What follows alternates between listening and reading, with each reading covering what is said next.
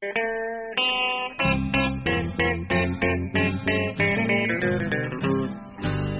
out there, we're on the air, it's hockey night tonight. Tension grows, the whistle blows, and the puck goes down the ice. The goalie jumps and the players bump and the fans all go insane. Someone roars, Bobby scores at the good old hockey game.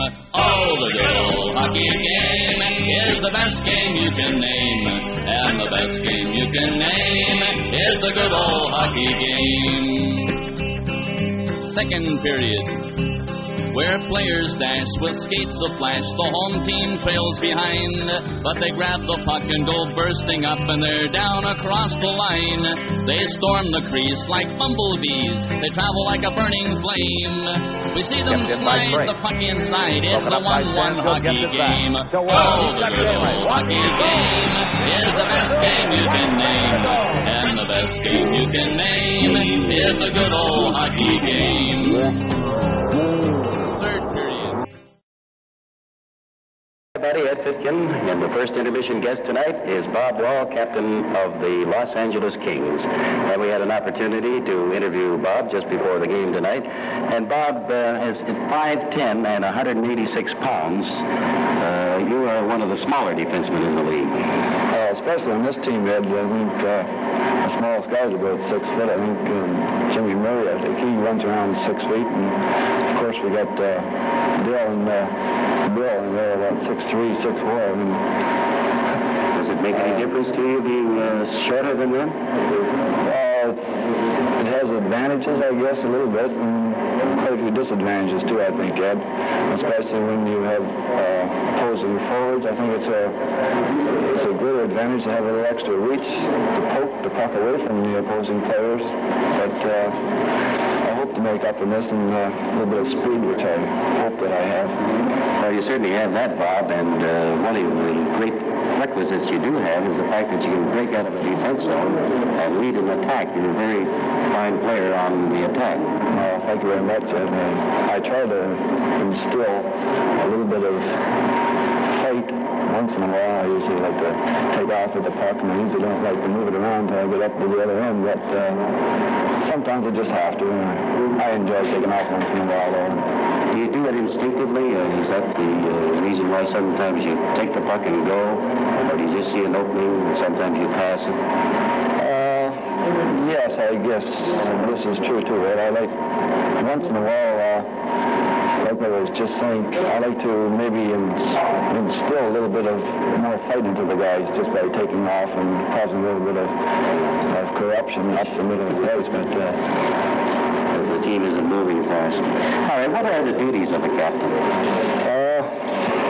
This is the first year I've been the captain of any hockey team really yet. I really enjoy it. I think it's a great challenge for me. I think the biggest duties are maybe relating through the players to the management, any beefs or anything like this that the players might have, or vice versa. And as you know, I'm sort of a chatterbox on the bench or in the dressing room and this sort of thing. And I don't think this has anything to do with captaincy, but I just picked this up through the Detroit organization, and I like to have a real talkative hockey team. All right, and when you're on the ice, the captain is the only one permitted to talk to the referee, and as a result, you can't be on the ice at all times, so you have to have 3 alternate captains. This is true. This is why I think we have 3 alternates. I think Dale Rolfe and Bill White and Eddie Joe are the alternates, and this is great because we've always got either a captain or an alternate captain on the ice at all times. Okay, what has been your biggest thrill so far in hockey, Bob? I have quite a few, Ed, to be truthful with you. In junior, we won the Memorial Cup, which is the junior supremacy in junior hockey throughout Canada. And the first year I played pro, we won the CPHL championship. And then again last year with Pittsburgh Hornets, the American Hockey League, we won the Calder Cup, which was probably the greatest thrill and the greatest hockey team I think I've ever played with, really, until making it to the National League. All right, well, going back in your career, you had 2 disappointments with Detroit, I remember. One of them was being sent down to Pittsburgh around Christmas last year. Yes, this is true. This was a very poor time time for me to be sent down, especially. It was Christmas Day, as a matter of fact. I had to leave there at 11 o'clock in the morning. But the other one was the Stanley Cup game, wasn't it? This was a great thrill, this one. Disappointment, I guess it really was. It was in the fourth game of the Stanley Cup Finals, playing against Montreal. We were up 2-1. We were losing 2-1 in the game with about 2.5 minutes to go in the final period. And Sid Abel asked me to go out on the ice, and I looked at him as if he was kidding or what. And he sent me out on the ice with 4 forwards.